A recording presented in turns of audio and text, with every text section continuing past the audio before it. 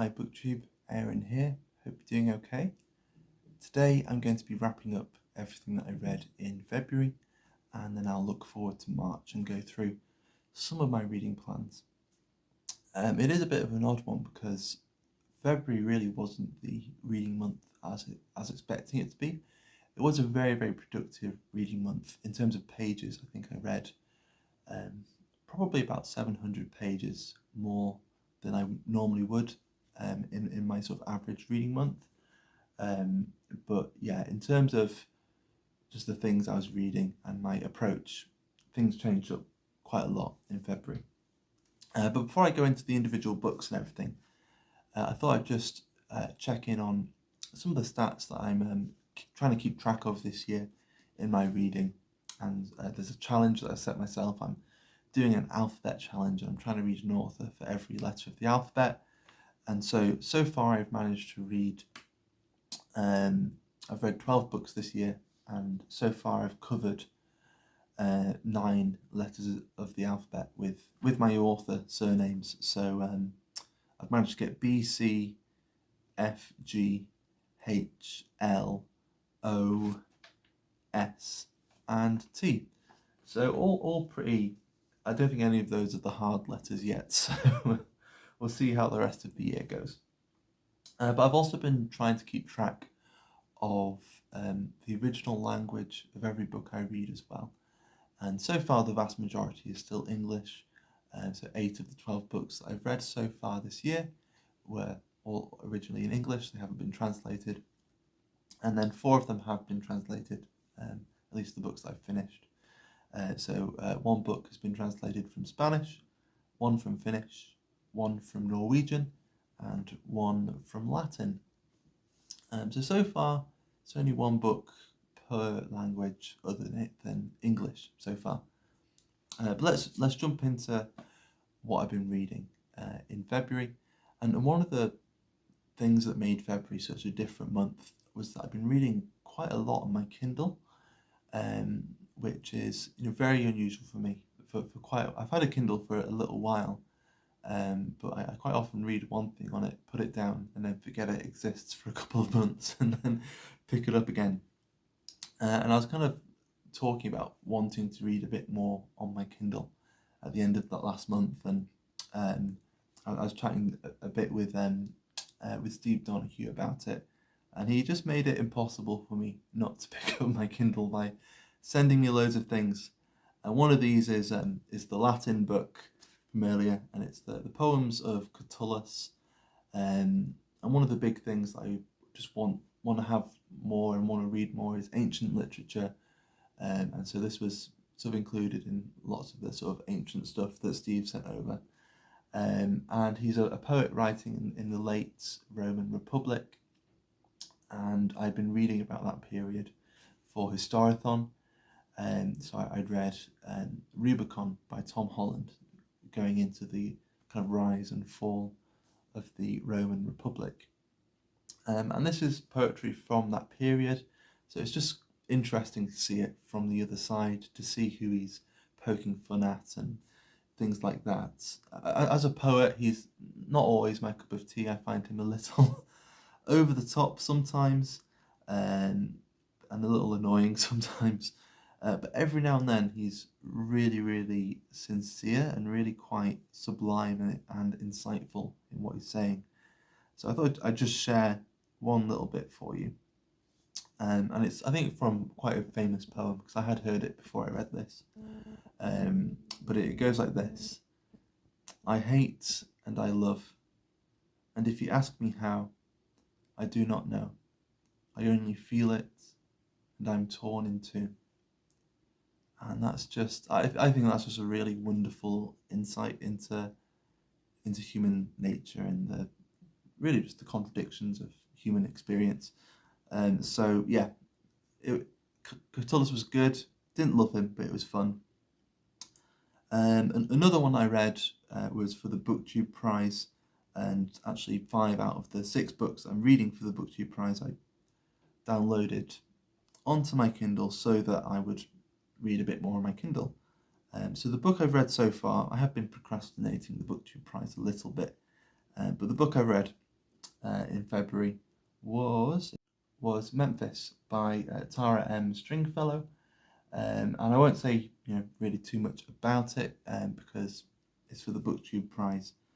So I'll be making a video going through what I think about those books once the first round, the octafinals, have finished.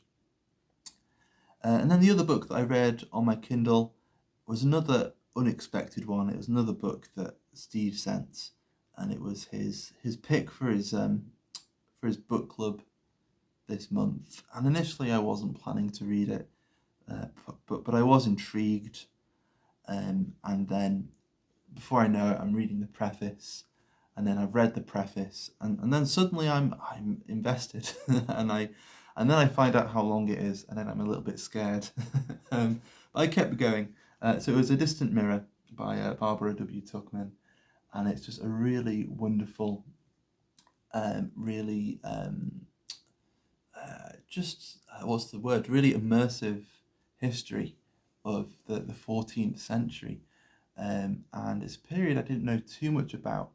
I'd heard a bit about the stuff going on in this period from The Name of the Rose by Umberto Eco, particularly the papal schism. So there's a pope over in Rome, and there's a pope in Avignon, a pope and an anti-pope, and I think it depended on which side of the schism you're on as to who was the pope and who was the anti-pope. There were these really fascinating debates about poverty in the church, about whether the church should have all of the wealth that it's amassing, or whether, like Jesus and like many of the early Christian saints, whether all the leaders of the church should take vows of poverty and live off charity and things like that. And so it's a really fascinating period, and there's lots of other stuff going on as well. It's not just all about the church, and there's lots of fighting, lots of war, and it goes into the Black Death, which is just a terrible but amazing chapter on the Black Death. I think it was the 5th chapter. Can't remember its name now, but that was a real experience. So I'd really recommend A Distant Mirror.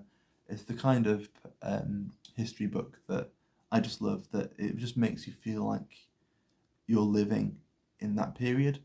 Rubicon by Tom Holland was a bit like that. And yeah, I haven't read, other than Rubicon, I haven't really read a history book like that for a while. Then in terms of actual physical books that I finished, there's 2 more. So there's Souls of the Labadie Tract by Susan Howe. This is a poetry collection. It's really kind of in praise of fragments and of paper records and how they decay and deteriorate over time.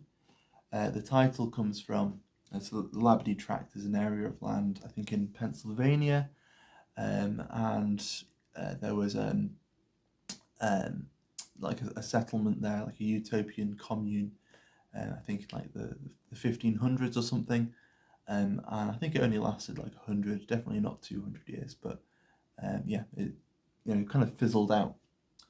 And she's, through paper records, trying to find out about this utopian commune and what it was like there. And instead, I think she kind of just falls in love with the fragments themselves, and how these fragments are kind of just ghosts and snippets of that period and of these people. And so then this idea of fragments is kind of a motif all the way through, because it's not all just about the Labadie Tract.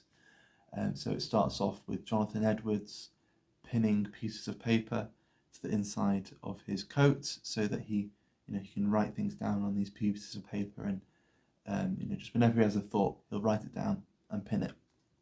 And then she goes on to talk about Wallace Stevens as well, and he had a similar approach as well. And it's just a really lovely, it's just a lovely poetry collection about fragments and about deterioration and trying to make sense of jumbles. So by the end, it kind of becomes a little illegible, but I think it makes its case fairly clear, and it's really effective. And then I read The Luminaries by Eleanor Catton. This was a buddy read with Alan from Big Hard Books and Classics. It was really fun doing that, but I was also introduced to a new booktuber, Flo or Flossie from the Grape Jelly Library, wanted to join in. So through that, I got her input and got to chat about this book with another person, and I got to discover her booktube channel as well. So that was really fun, and this was a reread for me, my second time through. Now I was really just appreciating the structure of this book, and having read authors like Joseph Conrad since the first time I read this, I think definitely in the language and in the setting of the book, I think Conrad must have been a massive influence.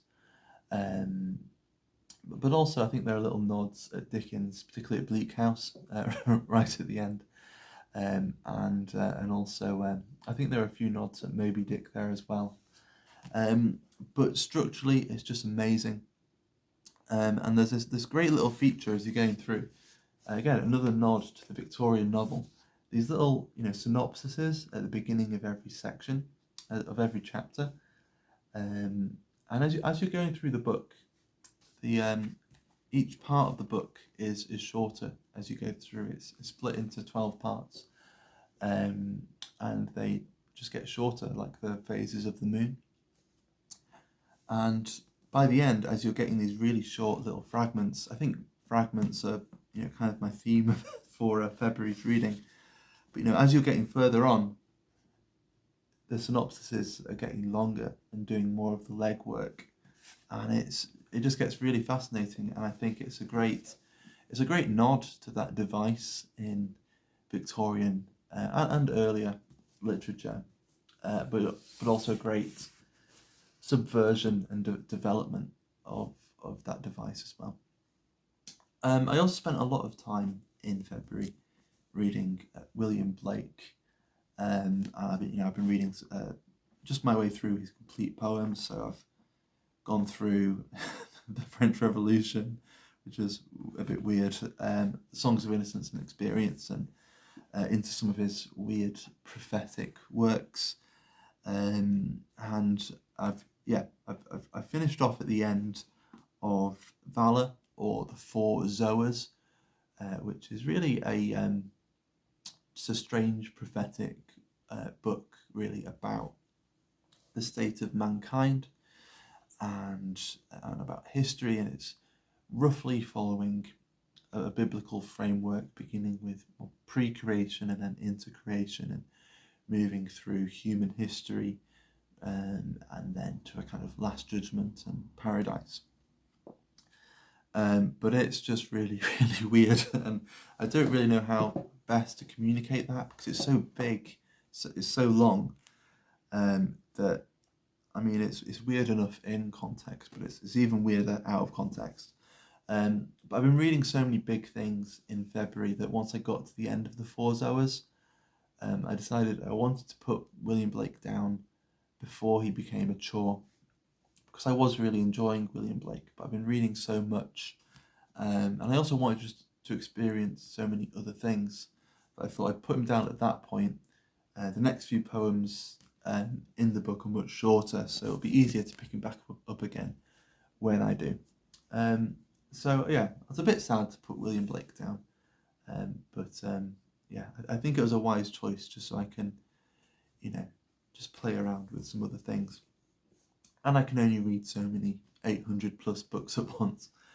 Another book that I was reading through March, haven't finished, was reading through February, but I plan to read through March, is the Book of Disquiet by Fernando Pessoa. And I'm reading this with Classics and Company, which is a reading event that Anna Novella and Micah Cummins have put together. And they're reading a book every 6 weeks. So it's not quite a book every month, so it's a little more manageable. And this is a great book to read really, really slowly and really, really attentively. It's my second time reading it, and I noticed when I opened it up to read again, I noticed that last time I read it, I'll see if I can find an example. Yeah, so I was leaving little asterisks and little brackets at the side, just to sort of highlight passages. And so I thought I would do something similar, but trying to make it obvious that which is the first time round and which is the second time round. So this time I've been sort of underlining and annotating, and my approach to the annotations is very much I want to be having conversations with the book and talking back to the book. I don't have to take the book at face value. I can have arguments with it, but still appreciate it. So yeah, that's what I've been doing, and it's been really fun and really rewarding as well. Another book I'm partway through, but I want to finish in March. It's the Poems of Apollinaire. I saw this on Matthew from Maybe Book Club's channel, and his poems just looked really fun. He was showing off these, I think they're called calligrams or something like that, where they're just poems that are supposed to look like sort of works of art, really. They're in these really weird shapes. And this is one I skipped ahead to when I first got it, and I really quite like, called It's Raining. And yeah, it just seemed really fun. But some of the poems are really somber as well. I just read one. What was it called? It was called The Musician of Saint Mary, and it was just really good. Yeah, I don't know what else to say, but I'm looking forward to reading more Apollinaire, and I think I'm in the mood for French poetry, and we'll be seeing much more of that in March. Speaking of March, let's get into March the Mammoths, I think my favourite booktube reading event, and I had penciled in a book for March of the Mammoths. I was planning to read The Strudlhof Steps by Heimito von Doderer. I'm quite curious about Vienna in the early 20th century, and this is a book all about Vienna in the early 20th century, so it kind of sounds perfect. But it's a book that I picked up, and it's really big. It's over 800 pages, but I'm just kind of curious about it, and I felt that to read this for March of the Mammoths wouldn't really be in true spirit of March of the Mammoths. It's not a massive book that I've just been wondering about for ages. Because it's supposed to be a book that has either been on your shelves for ages, or at least you've been thinking about reading for some time, or have been wondering whether it's worth reading. And March of the Mammoth is just to encourage you to finally go ahead and do it. And so instead, I thought I'd try Don Quixote by Cervantes. This is the J.M. Cohen translation. And yeah, I thought I'd just give this a go. And yeah, it kind of fits quite well into that criteria. I've been umming and ahhing about it for some time. Is it a book I enjoy? Is it a book I'm going to enjoy? Is it a book that I feel will be worth the read? And many people have been telling me that it is. And so I thought this might be a better fit for March of the Mammoth this year. But then I started thinking again, and I thought, well, you don't have to start a new book for March of the Mammoths, and I'm already partway through probably one of the biggest books that I'll ever read in my life, and that's Remembrance of Things Past by Marcel Proust. I'm 3 volumes in. I've read, well, I'm in the 3rd volume, and there are 7 volumes in total. And so instead, I'm going to read Proust. I'm going to make more time for Marcel Proust, because I know that if I pick up Don Quixote and then I'm reading all these other things in March, and then I try to pick up Proust as well, I know I'm going to really struggle, and I'm just not going to enjoy Proust or enjoy the rest of it all that much. So instead, I just want to open things up a little bit, as much as I can, with the BookTube prize, and I want to at least try and make some space for Proust, and potentially finish the 3rd volume, the Command Sway, and maybe make a little bit of progress on the Cities of the Plain, the next section. So that's my pick of March of the Mammoths this year. It's going to be just getting on with Remembrance of Things Past. It feels a little less exciting because I'm not picking something fresh for March of the Mammoths, but it feels like quite a sensible choice, and it's going back to that question I've been asking myself over and over again, which is, am I reading what I really want to be reading? And Proust is something that I when I sit down and think about it, is something that I feel I just really want to read and spend more time with. So that's going to be my mammoth. But then I got a few other things for. I got some poetry possibilities. So I'm reading Apollinaire at the moment, and there's some more French poetry that I'd like to get to. I've got this book of 20th century French poems edited by Stephen Romer, and it's got loads of translators in it. Loads of translators translating different poets, and a couple of the French poets that I've read before are in here. So Apollinaire's in there, Pierre Reverdy's in there, and a couple of others that I know are in there. But they're not poems that I know by them in there, which is quite exciting. So some familiar faces, but some new poems, at least for me, even though they're all like 100 years old. And I would really like to read Rimbaud in March. I've been trying to read Rimbaud for ages and keep getting distracted, but maybe it's probably like the third month in a row where I've been trying to read some Rimbaud, but hopefully we'll get there. And then just to finish off, we've got all the books for the BookTube prize. So we've got Liberation Day by George Saunders. This is the only one that I've got as a physical book. And then all the rest are on my Kindle. So let's see if I can find them. So there's one that I'm reading at the moment, which is How High We Go in the Dark, which is by Sequoia Nagamatsu. Sorry, it's not really showing the cover. I might pop the cover up on the screen because it looks like my Kindle's struggling today. There's also Demon Copperhead by Barbara Kingsolver, which I've heard a fair bit about. The Rabbit Hutch by Tess, Gunty, and the other one then is Our Missing Hearts by Celeste Eng. So yeah, we'll see how the BookTube prize goes. The only one that's of a substantial size out of those is Demon Copperhead. That's about 600 pages. The rest are all quite short, really, so I think I'll be able to manage it.